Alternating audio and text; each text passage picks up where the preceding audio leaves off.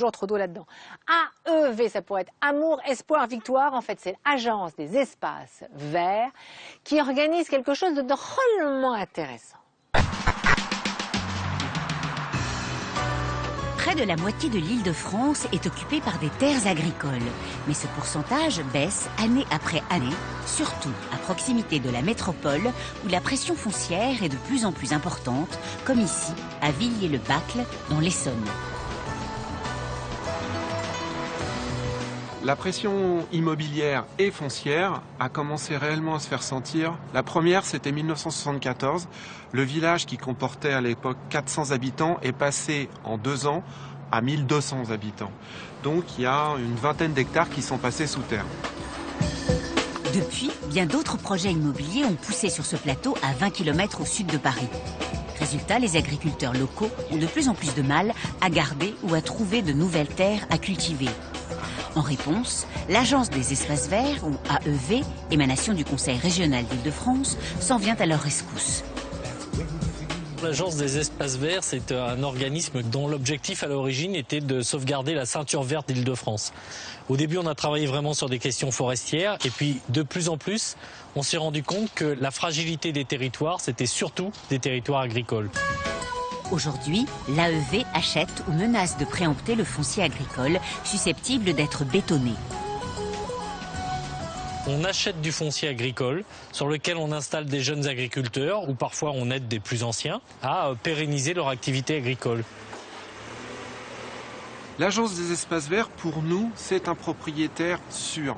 Et c'est un petit peu ambivalent parce que c'est aussi la région. Et c'est la région qui construit les routes. Voilà, on est avec la même entité, mais avec des cloisons bien faites à l'intérieur. Et quand l'Agence des espaces verts achète des terrains, c'est systématiquement pour les remettre à bail à l'agriculteur. Sur ces terres, Emmanuel produit du blé biologique dont il transforme une partie en farine bio. Pour aller au bout de cette démarche, Emmanuel a même ouvert une boulangerie à côté de sa ferme. Nous, on a démarré en 2001 avec une AMAP, Association de maintien pour l'agriculture paysanne. En fait, c'est un groupe de consommateurs qui préachètent des produits et qui vient les chercher tout au fil de la saison. Ensuite, quand on a démarré le bio, l'idée c'était de faire du pain. Et l'idée c'était d'aller servir les collectivités autour. Quand je dis collectivités, c'est les restaurants universitaires, c'est les cantines scolaires, bientôt des restaurants d'entreprise, on l'espère. Et puis surtout, la boutique à la ferme où les gens qui habitent sur le plateau viennent manger du pain qui est issu du blé cultivé sur le plateau. Bonjour madame, soyez la bienvenue. Circuit court, agriculture responsable, autant d'arguments auxquels l'Agence des espaces verts est particulièrement sensible. Pour un total de 5,10 € s'il vous plaît madame. La logique est pour nous aussi de trouver des agriculteurs qui ont des projets alternatifs de polyculture et de satisfaire une demande dans un rayon proche et d'éviter qu'on fasse venir des légumes du fin fond de l'Espagne sous serre, qui ne sont pas d'ailleurs de qualité merveilleuse. Donc autant essayer de faire de la qualité, de la proximité, donc c'est très vertueux. Et en plus, on maintient les territoires agricoles. Donc on est complètement dans l'économie sociale et solidaire et dans des logiques de développement durable. Autre exemple d'exploitation avec les potagers de Marcoussis. Cette association a une double vocation, une exploitation maraîchère couplée à un projet d'insertion sociale.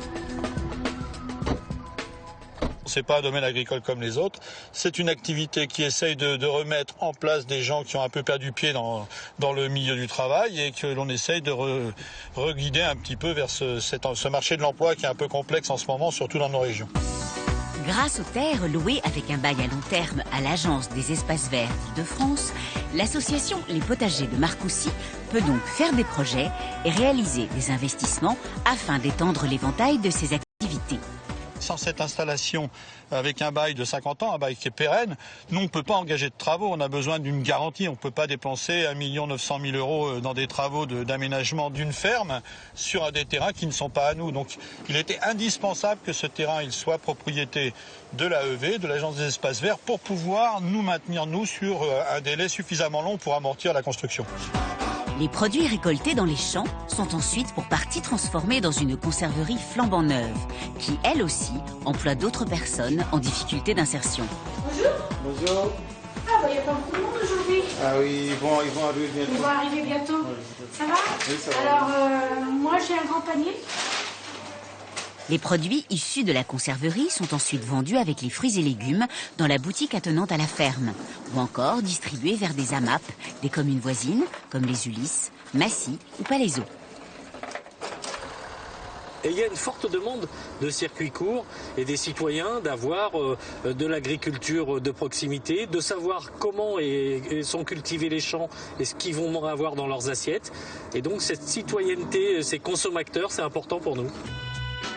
On a envie de continuer toujours dans l'écologique et donc par une plateforme de transformation de déchets. On a envie de produire des plants bio dans des serres. Donc on a encore des investissements importants et j'espère qu'on pourra encore continuer à s'appuyer sur l'Agence des espaces verts et sur les compétences qu'elle dégage en plus au travers de l'ensemble des gens qui y travaillent.